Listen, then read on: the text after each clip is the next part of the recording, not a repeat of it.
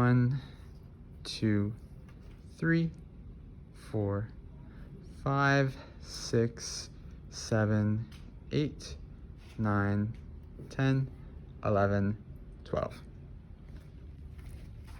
Here we are.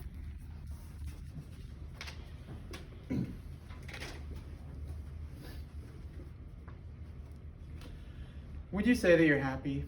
Well, research from the New Economics Foundation found that the US ranked 108 out of the 140 countries ranked for the happiness index. So overall, the United States just isn't happy anymore.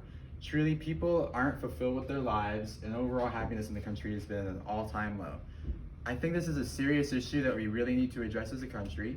And so today, I wanted to share with you guys how I think I could help you be happier in life by first going over the benefits of how you could be happier. Then after that, going over the habits that you can implement into your daily life to be happier.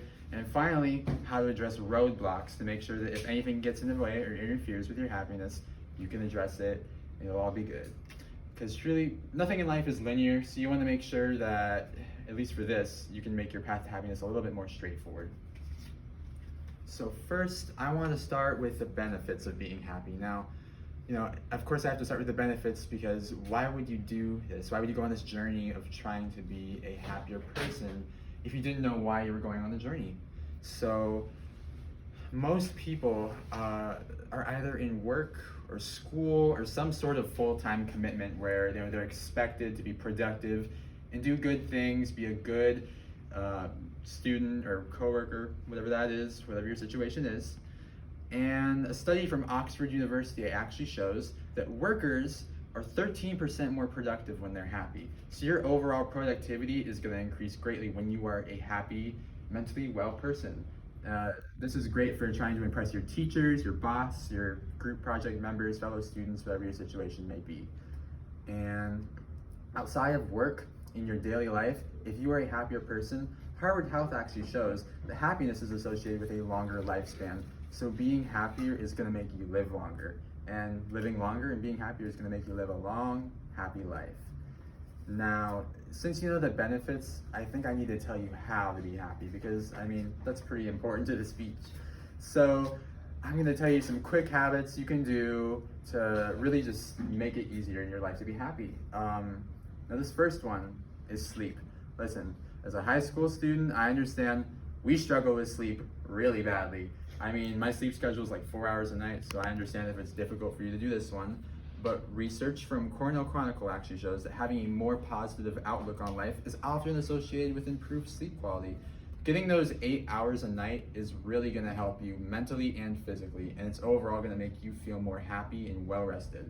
So it's really good to make sure that you get good quality sleep every night, because sleep is really crucial for brain development. It just makes sense, right? Now, this is something that some people choose to not do, and that's perfectly fine, but I think that exercise is also a very important part of being a happy human being, because according to the Australian Fitness Academy, exercise helps to reduce levels of cortisol and adrenaline in the body, which are stress hormones which can lead to stress. So exercising and making sure you maintain just good physical health is going to benefit your mental health in plenty of ways. And I just think that this is a good thing, especially when you get that runner's high after you do some cardio. It's great. And I actually had a visual aid that I wanted to show you guys today regarding exercise. So right here we have brain before exercising. As you can see, there's not much activity. And afterwards, you can see the endorphins going. You can see there's way more activity going on in the brain because the person exercised. This is just physical proof that it makes a difference, that working your body muscles is going to help your brain muscles, if that makes any sense to you. So now that you understand more about how to implement these habits into your daily life, you need to know what happens if you face a roadblock or anything that might get in the way of your overall happiness.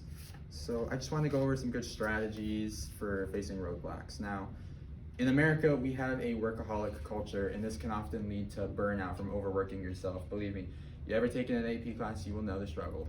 Now, research from Multicare actually shows that prolonged stress can increase cortisol in the brain, which leads to a weakened immune system. So you're gonna get sick if you're not taking care of yourself. If you're overworking yourself and pushing yourself too hard, it's really gonna be detrimental to your physical health. So what can you do? What's the solution to this? Simple. Self-care. Self-care is going to benefit you a lot if you take just a little time out of your day for yourself to work on yourself and do things that you like and that you think will be beneficial to you. It's going to benefit you all over for being more productive and for having a general just better attitude. It's really good for you to just take that little extra time to do something you like. And then for more prolonged issues, I really can't give a good, quick, easy fix that you can do.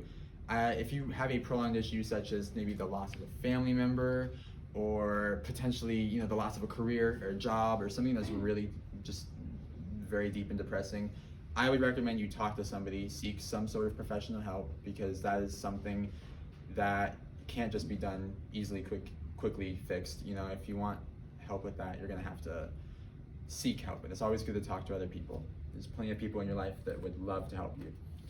Now, just keep in mind that just as much as the physical things you do affect your overall happiness, the headspace that you have is really going to affect it as well. So, to conclude, I hope that this speech could help you at least find little ways to work on your happiness overall, daily, weekly, however you can. And I hope that, going over these benefits and the habits you can do and strategies for overcoming roadblocks really helps you for just being overall more happy, so that next time somebody asks, would you say you're happy? You can say, yes. Yes, I am.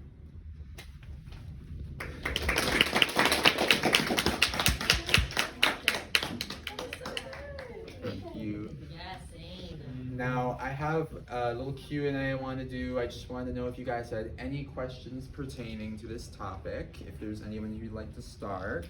Yes. I want to know how you could, if you are a workaholic and you can't really get out of that, how could you fit Madison, note, report Sorry, to the front office.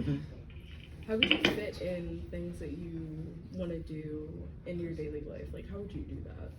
Well, for me personally, I know the struggle of feeling like you never have time. If it's something as simple as just listening to some of the songs you like in the car, or maybe taking a little bit of an extra longer time to get ready in the morning, if you can, to do some skincare of some kind, because that can overall help you.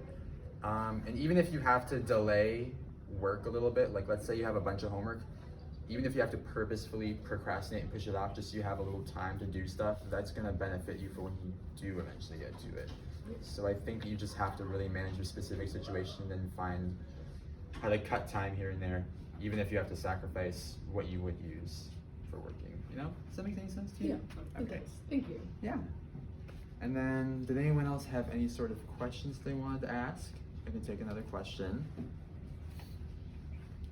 Yes. I was interested in the brain research part of your speech. Where did you find some reliable sources to talk about how the brain is affected, or how that affects, how exercise affects the brain? Yeah, I actually found this from let's see here. I have my little source right here on the note card. I found this from the Australian Fitness Academy. Oh. Now, this from here was from a university study, but the Australian Fitness Academy just had a little thing about exercise and the stress hormones. And I made sure to use .edu sources to make sure they were more credible and had peer-reviewed research. And yeah, I think that's good for the Q&A section. So yeah, thank you guys for attending.